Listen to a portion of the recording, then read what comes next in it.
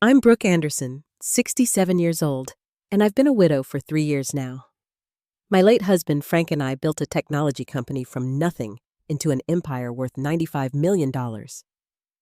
When my only son, Joshua, announced he was marrying into the wealthy Harrington family, I made a decision.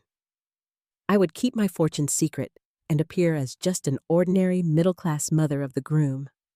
Why I wanted to see who would treat me with respect, regardless of my bank account. Let me tell you what happened before I begin my story. Where are you watching from today? Drop your location in the comments, hit that like button, and subscribe to hear more real-life stories about family respect and the surprising lessons money teaches us. I grew up in a small town in Ohio, the daughter of a mechanic and a school secretary. We never had much, but my parents instilled in me the value of hard work and treating everyone with dignity. Those values guided me throughout my life, especially when I met Frank Anderson during my sophomore year of college. Frank was brilliant, kind, and shared my vision of building something meaningful. We married young, both just 22, and started our lives together in a tiny apartment where we could barely afford the rent. Frank had this incredible talent for programming back when personal computers were just becoming a thing. In 1980, we took a huge risk. We sold our car, emptied our savings account, and started Anderson Technologies in our garage. The early years were brutal. We worked 18-hour days, lived on ramen noodles, and poured everything into our business. I handled the business operations while Frank led product development. Our big break came in 1988 when we developed a revolutionary inventory management system just as businesses were beginning to digitize their operations. Suddenly, we went from struggling entrepreneurs to a growing company with actual employees. By the mid-1990s, Anderson Technologies had become a respected name in business software, and we expanded into security systems. Throughout those years of growth, we tried to maintain our core values. We treated our employees like family. We never forgot what it was like to struggle. And most importantly, we taught our son Joshua that a person's worth isn't measured by their wealth, but by their character. Joshua was our miracle baby. After years of trying to conceive and multiple miscarriages, I gave birth to him when I was 35. He was the light of our lives, a perfect combination of Frank's analytical mind and my empathy. We raised him to be humble despite our growing wealth. He attended public schools, worked summer jobs, and earned his way into college on his own merit. Frank and I were incredibly proud when Joshua graduated with honors in computer science and joined our company. He brought fresh ideas and helped modernize our operations for the digital age. Everything seemed perfect until 3 years ago when Frank was diagnosed with aggressive pancreatic cancer. Within 6 months, my partner of 42 years was gone. The grief was overwhelming. Running the company without Frank felt impossible at first. Joshua stepped up admirably, taking on more responsibilities while I focused on healing. Eventually, I returned to my role as CEO, and together we continued building Frank's legacy. Last year, we sold the company to a larger tech firm for $95 million. Joshua and I both received substantial payouts, though I kept the majority share as we had planned. Then about 18 months ago, Joshua met Melanie Harrington at a charity gala. He couldn't stop talking about this beautiful, intelligent woman who worked in art curation. When he brought her to dinner at my home, I was immediately impressed. Melanie was gracious, well-educated, and seemed genuinely interested in getting to know me. When Joshua mentioned meeting her parents, I was thrilled. The Harringtons, I soon learned, were old money wealthy, with a sprawling estate in Connecticut. William Harrington III ran a successful investment firm, while his wife Vivian was known for her extravagant charity events and position on numerous prestigious boards. Our first meeting was at an upscale restaurant where everything from the valet parking to the maitre d's greeting screamed exclusivity. I wore a simple black dress, nothing designer, but elegant enough. The moment I sat down, I felt Vivian's eyes scanning me, lingering on my practical watch and lack of expensive jewelry. "So, Mrs. Anderson," William said after ordering a $300 bottle of wine without consulting the table, "Joshua tells us you run a family business." I did, I replied. We recently sold it. Oh, downsizing for retirement, Vivian asked with a smile that didn't reach her eyes. Something like that, I answered vaguely, noticing how they exchanged glances. Throughout dinner, they asked surface-level questions about my life, but seemed uninterested in my answers. When the check arrived, William grabbed it immediately, saying, "Please allow me. It must be challenging adjusting to life after selling a small business." That night, driving home, I felt a knot in my stomach. Not because they had assumed I was of modest means, but because their treatment of me had shifted once they'd made that assumption. Joshua called the following day, excited that the dinner had gone so well.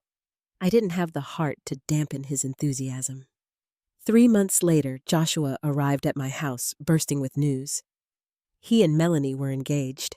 As he showed me the sizable diamond ring he'd purchased, all I could think about was whether my son was marrying into a family that would respect him and the values we shared. That's when the idea came to me. I would continue allowing the Harringtons to believe I was a middle-class widow who had sold a modest business. I wouldn't correct their assumptions or flaunt my wealth. This would show me who they truly were when they thought I had nothing to offer them. I called my closest friend Grace that evening and shared my plan. "Are you sure about this, Brooke?" Grace asked skeptically. "You're basically setting yourself up to be mistreated." "I need to know who these people really are," I explained. "Joshua is going to be tied to them for life. I need to understand what we're dealing with." "And what if they fail your test? What then?"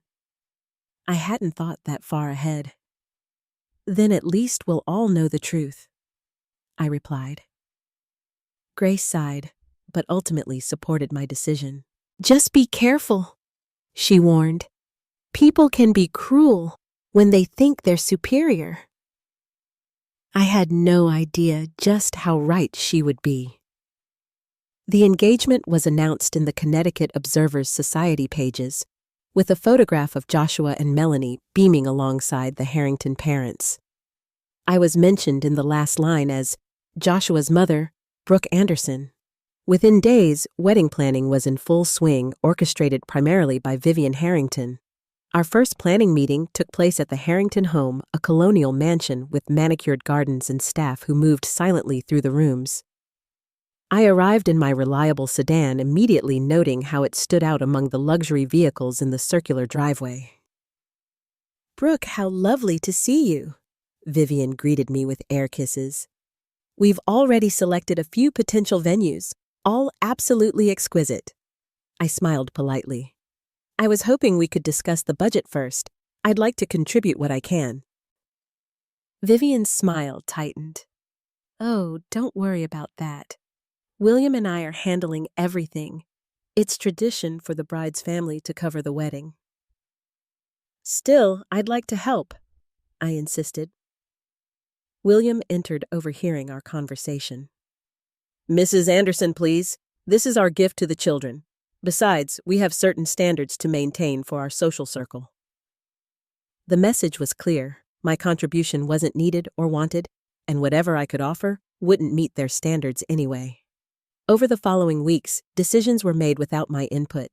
The venue would be the prestigious Harrington Country Club. The guest list ballooned to 400 people, most of whom were the Harringtons' business associates and social connections. The estimated cost climbed to numbers that would have shocked anyone not familiar with extreme wealth. I continued to dress modestly, drive my older car, and never corrected assumptions about my financial situation. At every meeting, I was increasingly sidelined. The wedding planner, Sonia Richardson, barely acknowledged my presence, directing all questions to Vivian. During a cake tasting, I expressed preference for a simple, elegant design. "Oh, Brooke," Vivian laughed lightly. "This isn't a backyard wedding. We're thinking something more sophisticated." The 5-tier cake they selected cost more than most people's monthly mortgage payments. Joshua noticed the dynamic and confronted me after a particularly dismissive interaction. "Mom, why are you letting them steamroll you? This is your son's wedding too." I took his hands in mine. Joshua, I need you to trust me right now. I have my reasons for handling things this way. But they're treating you like you don't matter.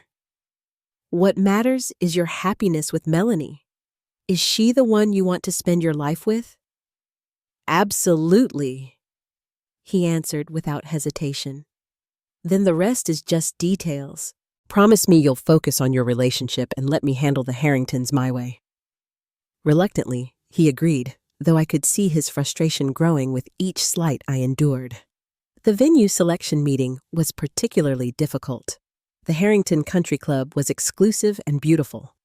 But when I suggested we consider another location, my son and Melanie had mentioned liking Vivian dismissed it immediately.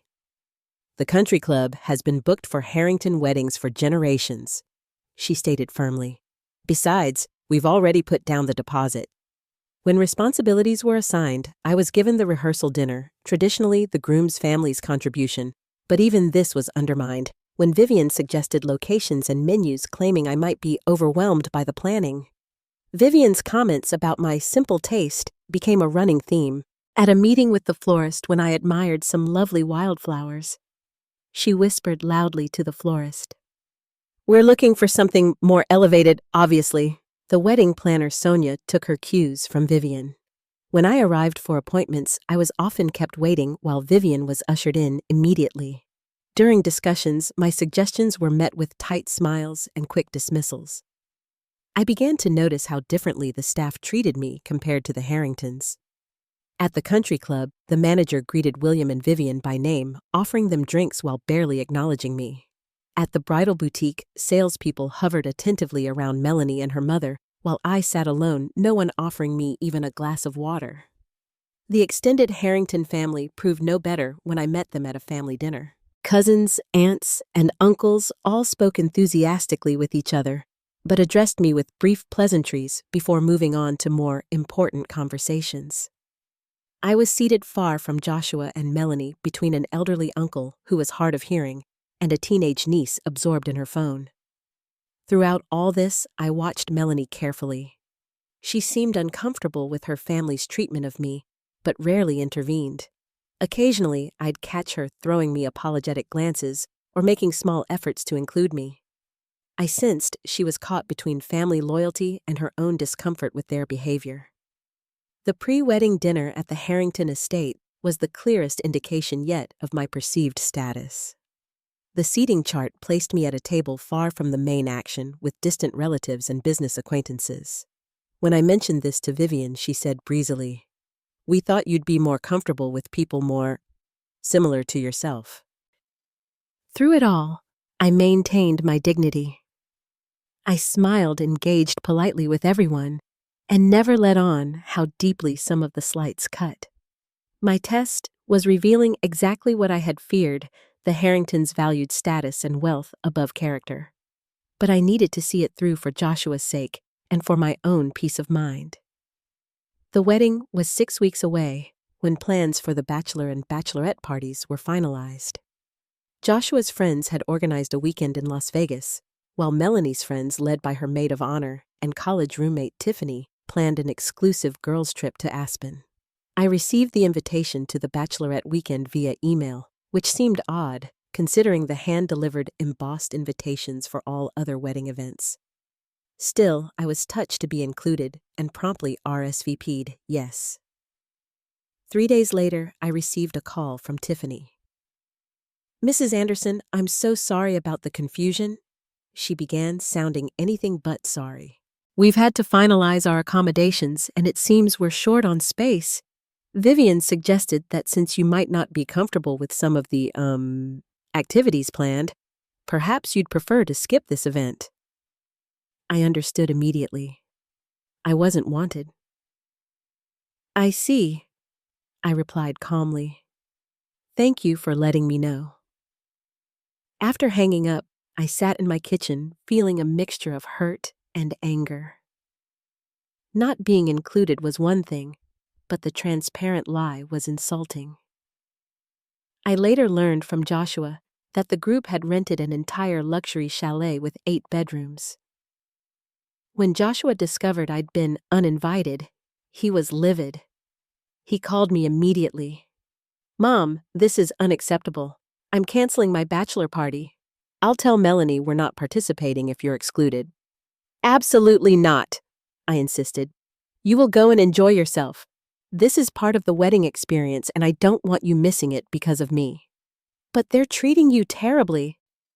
"Joshua," I said firmly, "sometimes in life we have to pick our battles. This isn't one worth fighting. Go to Las Vegas, have fun with your friends, and come back with stories you'll probably never tell me." Reluctantly, he agreed, though I could tell he was troubled by the situation. The weekend of the parties arrived, and I found myself alone in my house, unusually quiet, without phone calls about wedding details. I took the opportunity to reflect on everything that had happened and the path forward. I believed in my son's love for Melanie, but I worried about the influence her family might have on their marriage. Saturday afternoon, my doorbell rang unexpectedly. When I opened it, I found an elegant older woman I recognized from family photos as Dorothy Harrington Vivian's mother and Melanie's grandmother. "You must be Brooke," she said with a warm smile. "I hope you don't mind the intrusion. I skipped that ridiculous Aspen trip, too old for all that fuss, and thought perhaps we might have tea." Surprised but pleased, I welcomed her in. Dorothy had a straightforwardness about her that was refreshing after months of Vivian's artificial politeness. "Your home is lovely," she commented, genuinely looking around my comfortably furnished living room. "So warm and inviting, not like our mausoleum with all those antiques you can't actually sit on." I laughed immediately, feeling at ease. "Thank you. Please make yourself comfortable while I prepare the tea." Over Earl Grey and homemade shortbread cookies, Dorothy and I talked for hours. She asked thoughtful questions about my life, my business, and my late husband, showing genuine interest in my answers. "I must apologize for my daughter's behavior," she said eventually. "Vivian has always been obsessed with appearances. William, too. They've forgotten what truly matters in life." "You don't need to apologize for them," I assured her. Dorothy patted my hand. "Yes, I do. Family should treat family with respect. You're going to be family soon." I was careful not to reveal my test, but I appreciated Dorothy's authenticity. She seemed to see through the superficial values that guided her daughter's life. "Melanie is different," Dorothy continued. "She has a good heart. That comes from her father's side," she added with a mischievous wink. As Dorothy was leaving, she hugged me warmly. "I hope we'll see more of each other, Brooke. It's nice to talk to someone real for a change."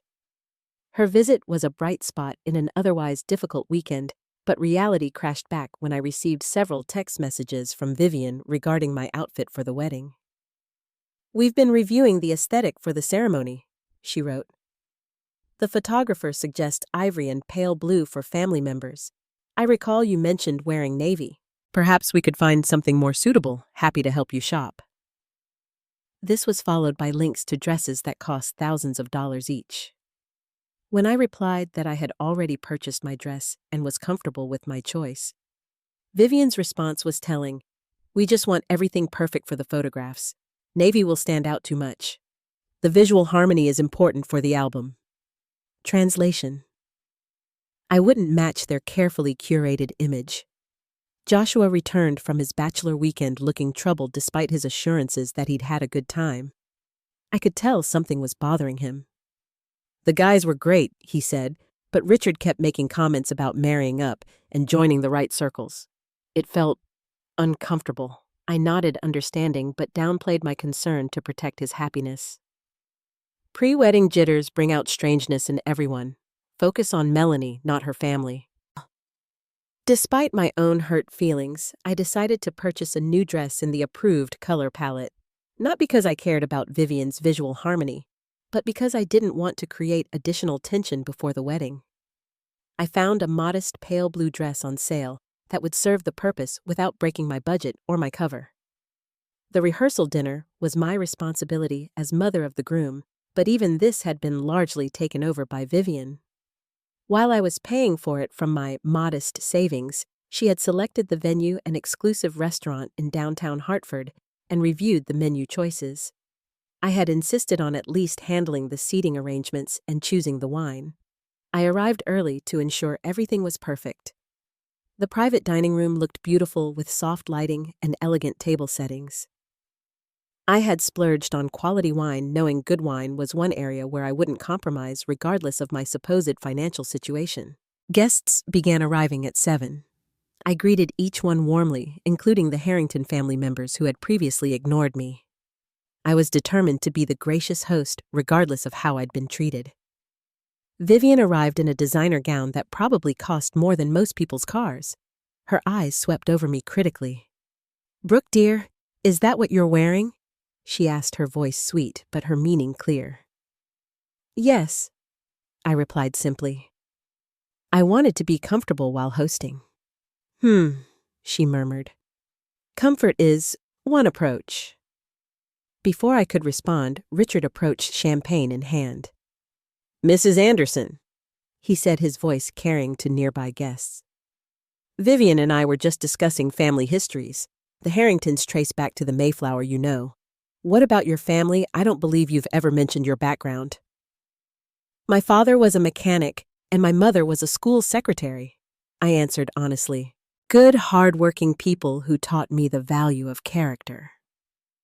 "How quaint," he replied. "You know, there's something to be said for old money. The refinement is just ingrained after generations." I smiled politely. "And there's something to be said for working for what you have." He laughed as if I'd told a joke and moved on to greet others. When it came time to be seated, I discovered that despite my creating the seating chart, changes had been made. I was now placed at a table with some of Vivian's elderly aunts and a few business associates who looked as confused as I felt about their placement. Throughout dinner, I maintained my composure, engaging warmly with those at my table, but I couldn't help overhearing Vivian at the main table speaking just loudly enough to be heard. "Yes, we're handling most of the arrangements," she told a friend. Brooke couldn't contribute much, of course. We didn't want Joshua to feel the difference between his background and what Melanie is accustomed to. My hands tightened around my water glass, but I kept my expression neutral. This was exactly why I was conducting this test. The best man's speech included an awkward moment when he referenced Joshua's privileged upbringing, clearly assuming, based on his current success, that he had grown up wealthy. Joshua caught my eye across the room, a question in his expression. I gave him a subtle shake of my head. Now wasn't the time. I noticed Melanie becoming increasingly uncomfortable throughout the evening. She barely touched her food and seemed distracted during conversations. Several times I caught her watching me with a troubled expression. After dinner, Joshua approached me, his expression serious. "I overheard Richard talking to his golf buddies," he said quietly. "He said something about me being rough around the edges but trainable." "Mom, what's going on? They've been treating you terribly for months, and now this—" "Joshua?" I said calmly. "This isn't the time or place. We'll talk after the wedding." "No, this needs to be addressed now. I'm going to talk to Richard." "Please don't," I urged, but he was already walking toward his future father-in-law. I couldn't hear their conversation, but I could see Joshua's tense posture and Richard's dismissive gestures. When Joshua returned, his face was flushed with anger. "He told me that some people belong in certain circles and others don't. He was talking about you, Mom." I took his hand. "Joshua, please. This is about your marriage to Melanie, not about me or Richard or anyone else. 2 more days, and then you and Melanie begin your life together." He seemed unconvinced, but agreed to let it go for the moment. As the evening continued, minor indignities piled up. A waiter spilled wine on my dress while serving Vivian, who merely laughed it off without concern. The wedding planner, reviewing the next day's schedule, forgot to include my arrival time and preparation details. I was standing alone, collecting myself in a quiet corner, when I heard soft crying from a nearby alcove. Following the sound, I found Melanie seated on a decorative bench, tissues clutched in her hand. "Melanie," I said gently, "are you all right?" She looked up, mascara smudged beneath her eyes. "Mrs. Anderson, I'm so sorry, I just needed a moment." I sat beside her. "What's wrong, dear?" "Everything," she whispered. "The way they're treating you, the way this whole wedding has become about status instead of love. I'm so ashamed of my parents." I put my arm around her shoulders. "Melanie, listen to me. I don't blame you for your parents' behavior." "But I should have said something," she insisted. "I've been so worried about disappointing them that I've let them mistreat you. Joshua is furious, and he has every right to be." "Your parents and I have different values," I said carefully. "But that doesn't mean you and Joshua can't build your own life based on the values you share." "I love your son so much," she said earnestly. "He's nothing like the men my parents wanted me to marry, those entitled, status-obsessed clones of my father." "And he loves you," I assured her. "That's what matters." She wiped her eyes and squeezed my hand. "Thank you for being so kind, despite everything. I promise things will be different after we're married." As she rejoined the party, I wondered if she was right, or if the Harrington influence would continue to cast a shadow over their marriage. The morning of the wedding dawned bright and clear. I awoke in my hotel room, a standard room, several floors below the luxury suites where the Harrington family was staying. I had arranged for my hair and makeup to be done in my room, since I hadn't been included in the bridal party preparations in the hotel's presidential suite. The hairstylist arrived 45 minutes late, apologizing profusely. "So sorry, Mrs. Anderson. The schedule in the bridal suite ran long, and Mrs. Harrington insisted we finish everyone there before coming to you." "It's fine," I assured her, though it left me with barely enough time to get ready. The makeup artist rushed through my session, frequently checking her watch. "Just doing something simple and appropriate for you," she commented, as if I'd requested something outlandish. The result was fine, but minimal compared to the elaborate looks I'd glimpsed on the bridal party. As I was preparing to check out, my phone rang. The front desk informed me there was an issue with my credit card payment. Embarrassed, I assured them I would come down immediately to resolve it. In the lobby, I discovered several wedding guests milling about, including some of Vivian's friends. The desk clerk spoke loudly enough for everyone to hear. "I'm sorry, Mrs. Anderson, but your card has been declined. The balance for your 2-night stay is $1,200. There was nothing wrong with my card. I had used it just yesterday. But before I could reach for another card, Vivian appeared at my elbow. "Is there a problem?" she asked, her voice dripping with false concern. "Just a misunderstanding with my card," I explained. "I'll use another one." "Nonsense," Vivian declared loudly. "I'll take care of this." She handed her own card to the clerk with a flourish. "Consider it our gift to you." The assembled guests murmured approvingly at her generosity while I stood mortified by the public spectacle. "Thank you, Vivian," I managed to say. "That's very kind." "What are families for?" she replied with a smile that didn't reach her eyes. Turning to her friends, she added, "We need to make sure everyone feels included regardless of their circumstances." I retreated to a quiet corner of the lobby, only to be approached by Joshua, who had witnessed the entire scene. "That's it," he said, his voice tight with anger. "I'm done with this charade. They've been humiliating you for months, and I've stood by respecting your wishes. But this crosses a line." "Joshua," I pleaded, "it's your wedding day. Don't create a scene that everyone will remember." "They need to know who they're dealing with," he insisted. "They need to know who you really are." I grasped his arm. "And they will, I promise, but not like this, not in anger. Please trust me one more time." After a long moment, he nodded reluctantly. "After the ceremony," he conceded, but then we set things straight. After the ceremony, I agreed. The wedding preparations continued with me treated as an afterthought. While the bridal party and Harrington family took countless photographs, I was included in only the minimum required shots. The photographer seemed annoyed at having to take them at all, rushing through them with little attention to detail. Despite everything, the ceremony itself was beautiful. The country club's garden had been transformed into a fairy tale setting, with thousands of white flowers and crystal decorations catching the afternoon sunlight.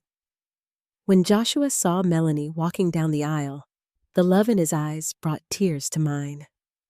Whatever complications existed with her family, their love for each other was genuine. I watched with pride as my son spoke his vows with confidence and tenderness. Frank would have been so proud of the man our son had become. As mother of the groom, I was seated in the front row, though noticeably separated from the bride's family by several empty seats, another subtle message about my perceived status. After the ceremony, guests moved to the grand ballroom for the reception. The opulence was staggering ice sculptures, a 10-piece orchestra, champagne fountains, and centerpieces that must have cost thousands each. This wasn't just a wedding, it was a statement of wealth and status. The reception began with grand introductions of the wedding party. The Harrington family was announced with elaborate titles and accomplishments. Lord and Lady of the Hartford Country Club Annual Charity Ball, and Chairwoman of the New England Arts Foundation. When it came to my introduction, it was brief and dismissive. Mother of the groom, Mrs. Anderson. The father of the bride's speech was particularly difficult to endure. Richard spoke at length about welcoming Joshua into their world and how he would benefit from the Harrington connections. He mentioned the family's generations of accomplishment and their hopes that the next generation would continue their legacy of excellence. Not once did he acknowledge my role in raising Joshua or the values that had shaped him into the man Melanie had fallen in love with. I was in their narrative irrelevant. As I sat through speech after speech that subtly belittled my son's background while elevating the Harrington legacy, something shifted inside me.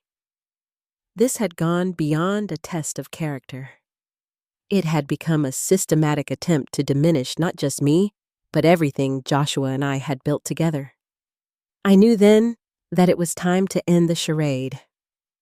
As dinner concluded and the orchestra began playing for the first dances, I approached the wedding planner. "I'd like to make a toast," I told her. Sonia looked startled. "That's not on the schedule, Mrs. Anderson. We have the best man and maid of honor toasts planned, followed by dancing." "Nevertheless, I'd like to say a few words," I insisted. "It is customary for the mother of the groom to speak." "I'll have to check with Mrs. Harrington," she replied, already turning away. "That won't be necessary," I said firmly, my tone stopping her in her tracks. "Please arrange for a microphone." She hesitated, clearly conflicted, when Joshua appeared at my side. "My mother would like to make a toast," he stated, his voice leaving no room for argument. "Now." Sonia nodded quickly and hurried to the stage where the band was playing. A few moments later, the music stopped, and the band leader announced, "Ladies and gentlemen, the mother of the groom would like to say a few words."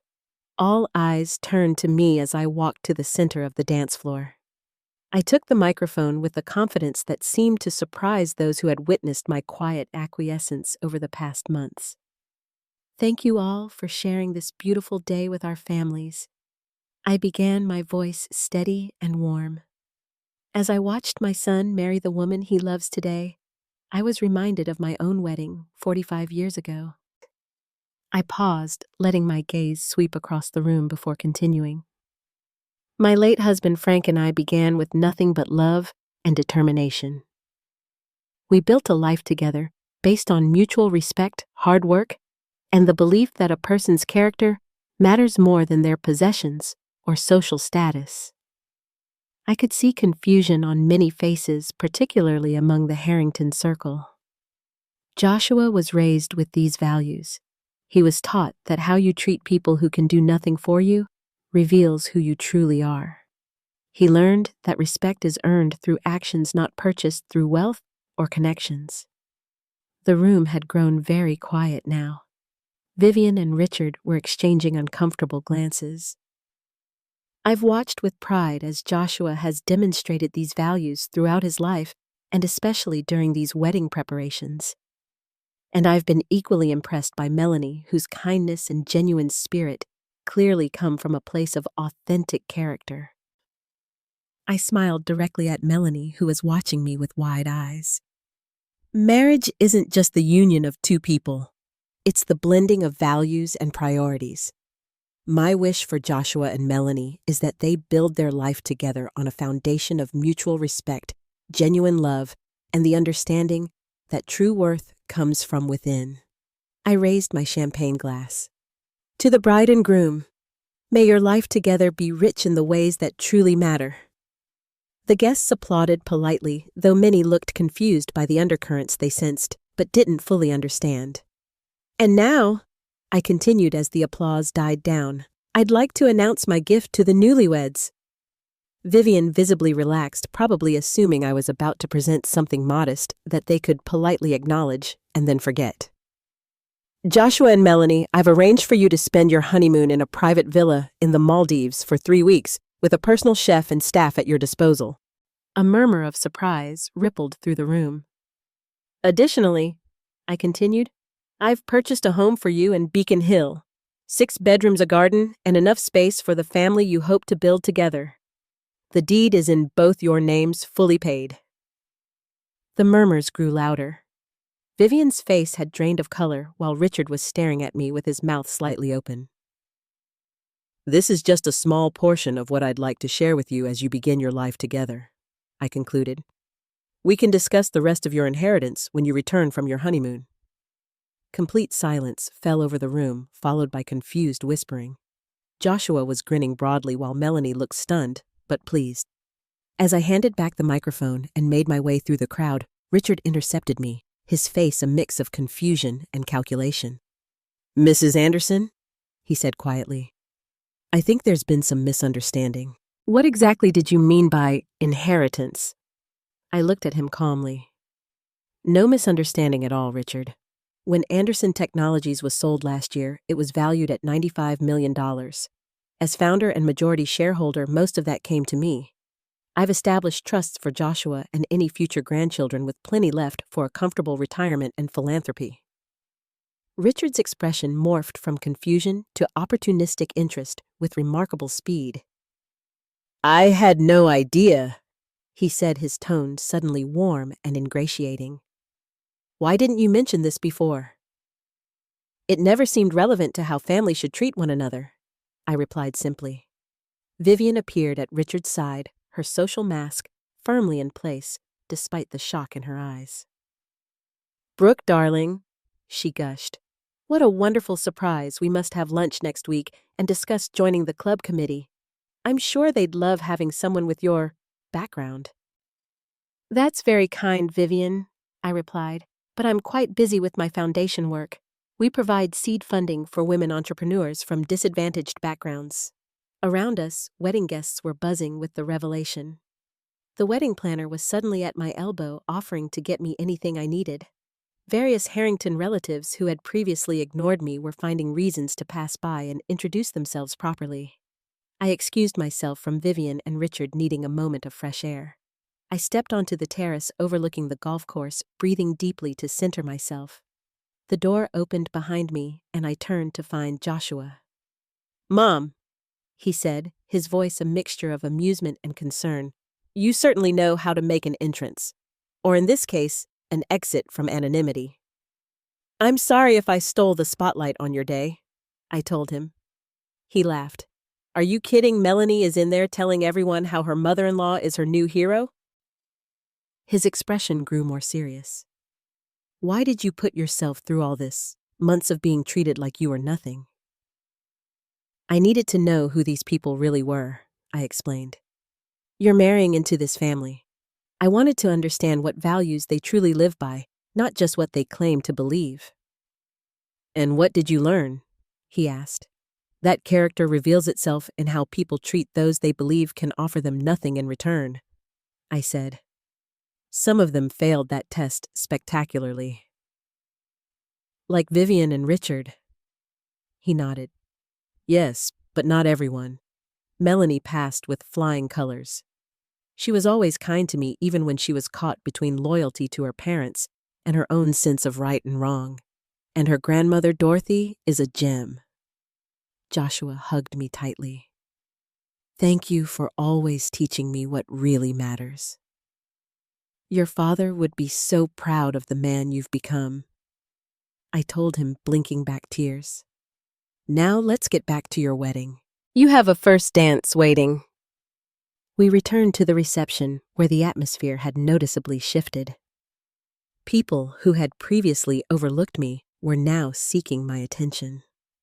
The photographer who had rushed through my photos earlier was now asking for more family portraits. The band leader announced the mother-son dance with newfound enthusiasm. Through it all, I maintained the same warm, dignified demeanor I had shown throughout the wedding planning. The only difference was that now people were actually seeing me. Melanie found me between dances and embraced me warmly. I had no idea, she whispered. But it wouldn't have mattered to me either way. I love Joshua for who he is, not what he has. I know, dear, I assured her.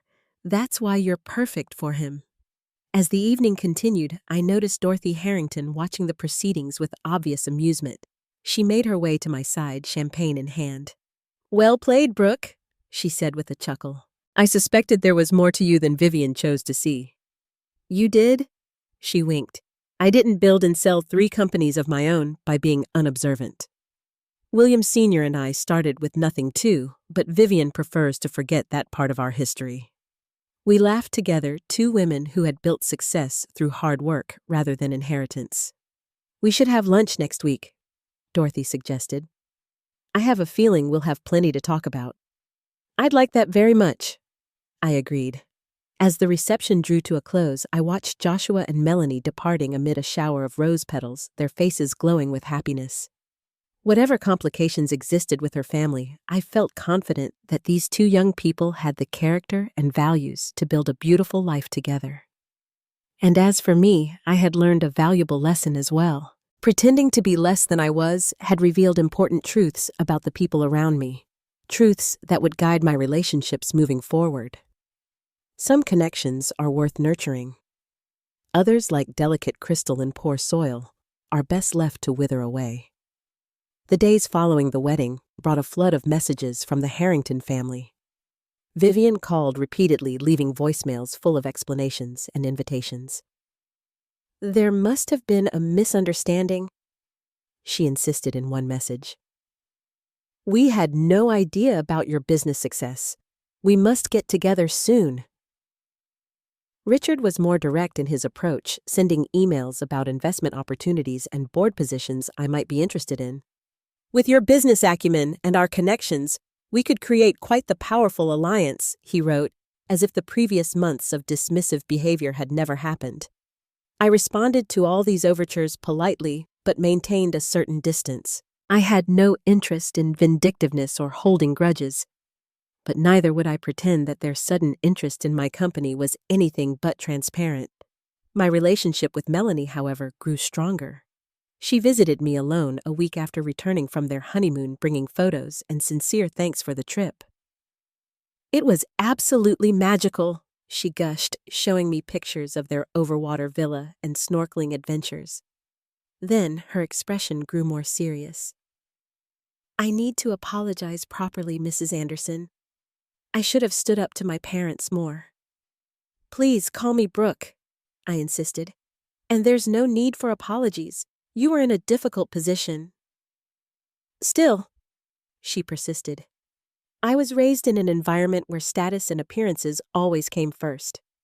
It's taken me years to recognize how toxic that mindset is. Meeting Joshua and you has shown me there's another way to live. Every family has its complexities, I assured her. What matters is the family you and Joshua create together. I want you to know that your wealth makes absolutely no difference to me, she said earnestly. I fell in love with Joshua because he's kind, brilliant, and genuinely cares about people. Now I know where he got those qualities. Our conversation shifted to their plans for the new house and their future together. I was touched by her sincerity and her clear love for my son. Joshua and Melanie invited me to dinner at their new home once they had settled in. As we sat in their beautiful dining room, Joshua asked me to share the full story of Anderson Technologies with Melanie. I told her about our humble beginnings, the years of struggle, and the innovations that eventually led to our success.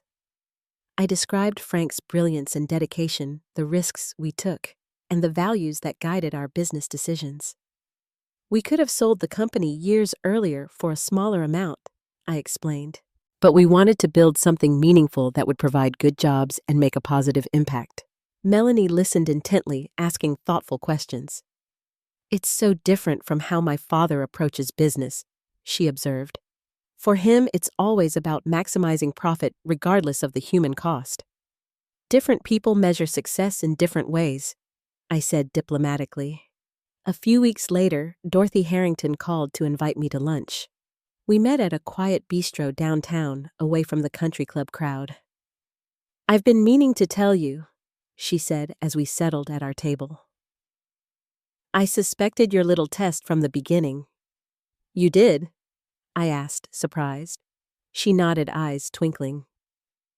When you mentioned selling a tech company, I did some research. Anderson Technologies was quite impressive, but I decided to play along because I was curious to see how my daughter and son-in-law would behave. And what did you think of their behavior? I asked. Dorothy sighed. Sadly, it was exactly what I expected. They've forgotten what truly matters in life. All that social climbing has left them with plenty of acquaintances, but few real friends.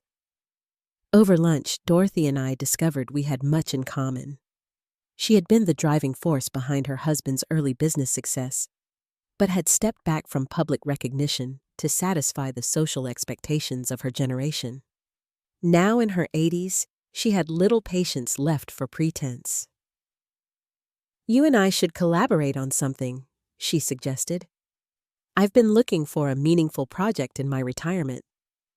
That conversation led to a partnership I never expected. Dorothy became a key advisor and supporter of my new foundation for women entrepreneurs. Her connections and my capital created opportunities for dozens of promising businesses led by women from disadvantaged backgrounds. My relationship with Vivian and Richard evolved slowly. After their initial flurry of attention-seeking, they seemed to realize that I wasn't interested in their social world. Our interactions became more authentic, if somewhat strained. At family gatherings, we were cordial, but not close. Some of Melanie's relatives made genuine efforts to know me better, embarrassed by their previous behavior. Others maintained a superficial niceness that barely masked their calculation. I accepted both with equanimity, no longer concerned with their approval or acceptance. Joshua and Melanie thrived in their new home and careers. When they announced they were expecting their first child, the joy I felt transcended any lingering tension with the Harringtons. We would all be grandparents together, and that common love would hopefully bridge some of the differences in our values. As I reflect on everything that happened, I realize the test I devised revealed as much about me as it did about the Harringtons. I learned that I value authenticity above all else in myself and in others. I discovered that my self-worth is not tied to external validation or recognition. And I confirmed what I had always believed, that character reveals itself most clearly in how people treat those they believe can offer them nothing in return. Some might call my test manipulative or unnecessary. Perhaps it was. But it gave me clarity during a time when my son was joining his life with another family. It showed me who would be true allies and who would be merely convenient connections. Most importantly, it confirmed that Melanie herself had the strength of character to be a loving partner to my son, regardless of social pressures or material considerations. In the end, wealth is just a tool useful for certain purposes, but meaningless when it comes to what truly matters: love, respect, and authentic connection. The people who value you only when you have something to offer them are not the people who will stand by you through life's real challenges. True wealth lies in knowing your own worth, independent of your bank account. It's found in relationships based on mutual respect and genuine caring. And it grows when we treat everyone with dignity, regardless of what we think they can do for us. So, let me ask you, have you ever been treated differently because of assumptions people made about your wealth or status? Have you discovered who truly values you for yourself? Share your experiences in the comments below. And if you found value in my story, please like, subscribe, and share it with someone who might need this reminder about what truly matters in life. Thank you for listening, and remember, your worth is not determined by your wallet, but by your character and how you treat others.